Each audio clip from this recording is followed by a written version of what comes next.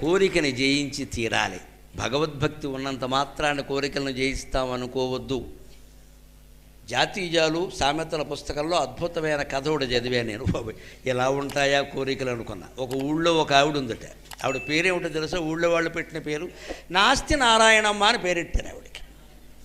ఆవిడ పేరు నారాయణమ్మ, కానీ నాస్తి నారాయణమ్మ అని పెట్టారు. ఎందుకంటే ఆవిడ భక్తురాలు. నారాయణమ్మ ఆవిడ పేరు, తల్లి పెట్టిన పేరు కాదండి. నిరంతరం నారాయణ నారాయణ నారాయణ నారాయణ అనడం వల్ల ఆవిడకి నారాయణమ్మ అనే పేరు స్థిరపడింది. బాగుంది, అందరూ కూడా నారాయణమ్మ అని గౌరవిస్తున్నారు. కానీ ఆవిడకు ఉండే ఒక దుర్లక్షణం ఏమిటంటే, ఇంటికి ఎవడొచ్చి ఏదడిగినా నా ఆస్తి నా ఆస్తి నా ఆస్తి నారాయణ అంటోంది. అందుకని ఆవిడకి నాస్తి నారాయణమ్మ అని పెట్టారు.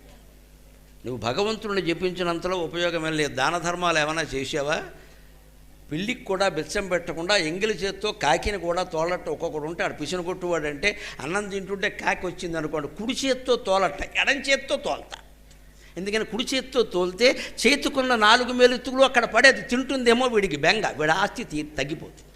అందుకని ఎంగిలి చేత్తో కాకిని తోలడం అంటారు. ఈ కుడి చెయ్యి ఇలా పెట్టుకుని పొరపాటున ఏమైనా ఎడం చేత్తో అంటాడు, లేదా భార్యను తోలమని చెబుతాడు.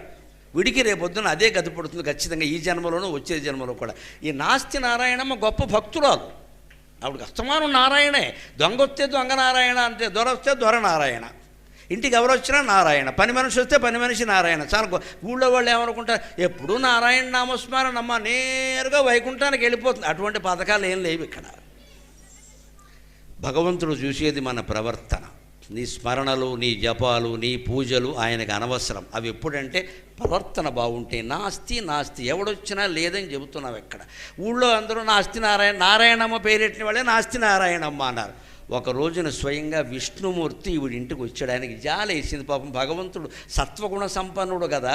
విష్ణుమూర్తి అంటే సత్వగుణం. అందుకని ఈ నారాయణమ్మకి ఏదో రకంగా నిరంతరం నా పేరు చెప్పించింది. దానికోసం ఏదైనా కొంత ప్రయోజనం ఉండాలి కదా. లేకపోతే రేపు పొద్దున అందరూ నన్ను దేవతల్లో వెలేసేస్తారు, ఈయన చెప్పించినా ఉపయోగమే లేదు. ఈయన ఇంటికి వచ్చి నారాయణమ్మ ఏమన్నా ఉంటే పెట్టు, ఏమన్నా ఉంటే పెట్టు అంటే, ఎళ్ళవయ్యా నాస్తి ఏమీ లేదు నారాయణమ్మ, ఏమీ లేదు నారాయణ, నాస్తి నారాయణ అది. ఆయన వెళ్ళలేదు.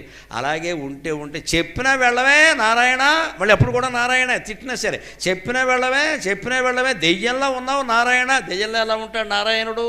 ఈవిడ మనస్సు అది. అలా నారాయణ నారాయణ ఎంతకీ వినకపోతే ఆవిడ ఏం చేస్తే అప్పుడు ఇల్లు అలుకుతోంది ఆవిడ.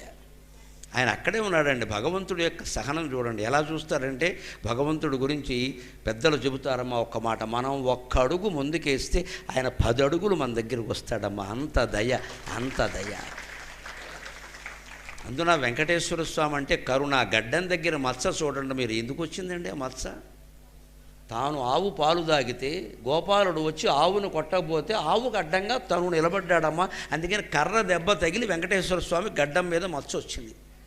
ఇప్పుడు మన ధర్మాన్ని మనం ఎంత బాగా చెయ్యాలి, చేస్తే భగవంతుడు కాపాడతాడని అర్థం. ఇప్పటికే ఆయన గడ్డం మీద మత్సని కిరీటం కంటే ఎక్కువగా ఆభరణంగా ధరిస్తున్నాడు ఆయన. నాకు ఈ మత్స ఎందుకు వచ్చిందో తెలిసిందా అని పత్రికల వాళ్ళు అడిగితే చెబుతాడు ఆయన. పలానా భక్తుడు ఆవును కాపాడాను నేను దెబ్బ తగలకుండా. మరి నాకు పాలిచ్చింది కదా, గోపాలుడు తప్పు లేదు, వాడు దాన్ని కొట్టాడు, మరి ఆవు అందరికీ పాలిచ్చేస్తే అలాగా యజమాని దగ్గరికి తీసుకు ఆయన ధర్మం ఆయన చేశాడు. ఆవు తన ధర్మం తాను చేసింది, పాలు తాగిన వాడు నేను కదా, దెబ్బ కూడా నేను పడాలి కదా. ఇలాగ మనం చేసిన తప్పుకు శిక్ష అనుభవించడానికి మనం ఎంతమంది సిద్ధంగా ఉన్నామో అంతమంది వెంకటేశ్వర స్వరూపులే. ఎలా గెంటేద్దాం, ఎలా తోసేద్దాం, అవతల వాళ్ళ మీద తోసేద్దాం. మన తప్పు స్పష్టంగా కనపడుతున్నా సరే. ఎందుకండి ఈ కుళ్ళు బుద్ధి? వెంకటేశ్వర స్వామి గుళ్ళోకి వెళ్ళి దండం పెట్టుకుంటాం మనం. ఎక్కడ గడ్డం మచ్చక మళ్ళీ వెన్న పూశానంటాడు ఒకడు, వజ్రంతో చేయించానంటాడు ఒకడు, అన్నీ చేయిస్తాడు. ఈ కుళ్ళు బుద్ధి మానడు. అలా మత్స ఎందుకు వచ్చింది? దేవతల నుంచి మనం గ్రహించవలసింది ఏమిటి? అది గ్రహించాలి. అందుకని ఆయనకి జాలి కారణంగా వచ్చి ఇంటి ముందు నిలబడి ఈవిడ ఎన్ని తిడుతున్నా సరే వెళ్లకుండా ఉంటే అలుగుడ్డ మొహాన్ని విసిరిందిట. అలుగుతోంది ఇల్లు, మట్టి ఇళ్ళు కదా, అప్పుడు అన్నీ పేడగుడ్డతో అలుగుతారు కదా. అలుగుడ్డ మొహాన్ని విసిరితే ఆయన ఆ గుడ్డ పట్టుకు వెళ్ళిపోయాడమ్మా భగవంతుడు. అంటే వెళ్ళిపోయి పాపం దాన్ని అంతా వెతికట్టే. ఎలాగో అలా ఈవిడ చేత పుణ్యం చేయించాలని ఆయన తాపత్రయం. అది కట్టుకునేందుకు ఉపయోగపడే గుడ్డ అయితే ఆయనే కట్టుకుని అనంతమైన పుణ్యం ఇచ్చేవాడు. భగవంతుడికి వస్త్రదానం చేసింది ఆవిడ, ఇచ్చేవాడు. కానీ కట్టుకునే లేదు, అది అలుగుడ్డ. వెతికితే ఒక మూల ఒక కంది గింజ దొరికిందిటండి. యా అన్నాడు దేవుడు. ఆయనకి అంత ఆనందం. దీన్ని కాపాడడానికి నా కొడు దొరికింది. ఎంత సులభ సాధ్యుడండి భగవంతుడు, ఎంత దయ మన మీద. అటువంటి దేవుణ్ణి వదిలేసి దెయ్యాలు లాంటి మానవ సంబంధాల కోసం చూస్తున్నాం ఇక్కడ. ఈ యధవ మానవులతో ఎంత కాకా పట్టినా, ఎంత సవరదీసినా యధవసంత తప్పితే ఏం లేదు ఇక్కడ. వీళ్ళందరినీ వదిలేసి భగవంతుడిని ఒకనే పట్టుకోవాలి ఖచ్చితంగా. గుడ్డ చివర ఎక్కడో మడతల్లో చిన్న కందిగింజ కనపడితే ఆయన కందిగింజ తీసుకెళ్ళి తినకూడదు కదా, అలుగుడ్డది తీసుకెళ్ళి నాటాడు. అది మొక్క అయింది, కందికాయలు కాసింది, ఆకులు వచ్చాయి. అప్పటికి నారాయణమ్మ చచ్చింది. ఇదేమై పుట్టింది? ఆ మొక్క వేసింది ఇదే కదా అనుకోకుండా. ఆ కంది గింజ దీందే కదా, ఎవరి సొమ్ము వారికే, దేవుడికి ఎందుకండి? ఈ కంది గింజ ఫలం నారాయణమ్మకి ఇవ్వాలి కదా, అందుకని దాన్ని పురుగై పుట్టించాడు. ఆకు పురుగైంది అది. ఆ కంది మొక్క మీదే కంది ఆకులు తిని బతుకుతోంది. కానీ భగవంతుడు ఎంత గొప్పవాడంటే, నారాయణ నారాయణ అన్నందుకు దీనికో ప్రయోజనం ఉండాలి కదా అని దానికి పూర్వజన్మ జ్ఞానం ఇచ్చాడు. అది అనుకుంటుంది, ఆకు మీద ఎలా తిరుగుతూ తింటూ యదవజన్మ నా కందిగింజ కారణంగా వచ్చిన మొక్క మీద నేనే పడి తింటున్నా, పూర్వజన్మలో దానం చేస్తుంటే ఎంత బాగుండేదో అని తనను తాను తిట్టుకుంటూ తిరుగుతాను. ఇది పశ్చాత్తాపం. ఏ జన్మలో పడినా మంచిదే, ఈ జన్మలోన పడితే తక్షణం మోక్షం ఖాయం. పశ్చాత్తాపమే అన్ని పాపాలకి ప్రాయశ్చిత్తం అండి, వేరే ఏం అక్కర్లేదు ఇక్కడ. పశ్చాత్తాపం చాలు. మన వల్ల ఎవరికి అన్యాయం జరిగిందో వాడు కాళ్ళు పట్టుకుని క్షమాపణ చెబితే వాళ్ళు మనం క్షమిస్తే అన్ని పాపాలు పోయినట్టే. నువ్వు గోదావరి అక్కర్లేదు, గంగ అక్కర్లేదు, ఏం అక్కర్ల. అది చెయ్యలేక అహంకారం కొద్దీ మనం వెళ్ళి మురుగుతాం తప్పే, వాడికి క్షమాపణ చెప్పం మనం.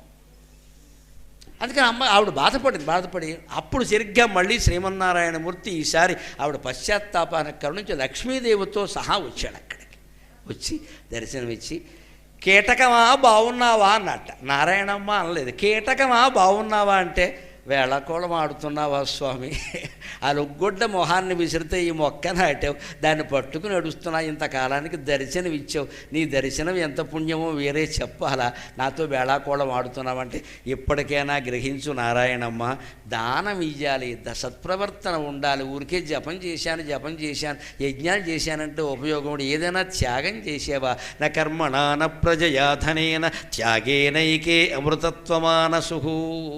కర్మల వల్ల కానీ, సంతానం వల్ల కానీ, ధనం వల్ల కానీ ఎవరికి మోక్షం రాదు, త్యాగం వల్ల వస్తుంది అంటోంది వేదం. నారాయణమ్మ త్యాగం చేయంటే, ఏం చేయమంటావయ్యా, ఆకు పురుగులా ఉన్నాను కదా అందట. అప్పుడు మళ్ళీ ఆవిడకి వేరే జన్మ ఇవ్వాలంటే పుణ్యం ఉండాలి. భగవంతుడు తనంత తాను ఎవరికి ఏది ఇవ్వడు, మన చేత ఒకటి చేయించి దాని ఫలితంగా ఇస్తాడు. అందుకని ఏమన్నాడు, లక్ష్మీదేవిని పిలిచి, నువ్వు మొన్న ద్వాదశి వ్రతం అని చేసావు కదా లక్ష్మి, మనకెందుకు ఈ వ్రతాలు ఇవన్నీ, ఫలితాలు మనకు కావాలా? ఊరికే భూలోకవాసులు ఆచరించడం కోసం మనం కూడా చేస్తాం. మనకి వినాయక చవితి వ్రతాలు ఇవి చూడండి. ఈ వ్రతం ఒకప్పుడు ధర్మరాజు ఆచరించాను, దేవి ఈ దసరా విజయదశమి పూజ అర్జునుడు చేశాను, రామచంద్రమూర్తి చేశాను. రామచంద్రమూర్తి స్వయంగా దేవుడు, ఆయన ఒకరిని పూజించాలి. ఎందుకు చేస్తారు? మనకి ఆదర్శంగా ఉండడం కోసం చేస్తారు. అందుకే లక్ష్మీదేవి కూడా ఒక వ్రతం చేసింది. అదేమిటంటే విష్ణు ద్వాదశి వ్రతం. విష్ణు ద్వాదశి వ్రతం చేసావు కదా, నీకెందుకు లక్ష్మి, నువ్వు నాకు భార్యవి కదా అంటే, భార్య అయితే ఏమిటండి, మనిషినే కదా, నేను కూడా చెయ్యాలి కదా, అందరూ చేయాలంటే నేను చెయ్యాలి కదా, నేను పెద్ద సెలబ్రిటీ చేస్తేనే అందరూ చేస్తారు. ఇది ఆచరించి శ్రేష్ఠ తత్తదేవ ఇతరో జనక అని లక్ష్మీదేవి చేస్తే, ఓ పని చేశావు, నీకు ఆ ఫలితం అక్కర్లేదు కదా, ఆ ఫలితాన్ని ఈ నారాయణమ్మకి ధారబోయి అన్నాడు. ఆ విష్ణు ద్వాదశి వ్రత ఫలితాన్ని నారాయణమ్మకి ధారపోస్తే ఆకుపురుగు రూపంలో ఉన్న నారాయణమ్మ పూర్వంలాగే మళ్ళీ నారాయణమ్మగా జన్మించిందమ్మా. తెలుగు జాతీయాల్లో ఉండే కథ. ఈసారి అపూర్వమైన దాన ధర్మాలు చేసి నేరుగా వైకుంఠానికి వెళ్ళింది. ఆత్మజ్ఞానం పొంది నారదుడితో సమానమైన స్థానాన్ని నారాయణమ్మ పొందిందమ్మా. ఇది మన తెలుగు జాతీయంలో ఉన్న కథ. నాస్తి నారాయణమ్మ అంటారు ఖచ్చితంగా. అంచేది ఏదో ఒకటి చేస్తారు. ఇప్పుడు ఆ విష్ణు ద్వాదశి వ్రతం మీరు చేయడానికి శుభముహూర్తం ఏమిటో తెలుసా?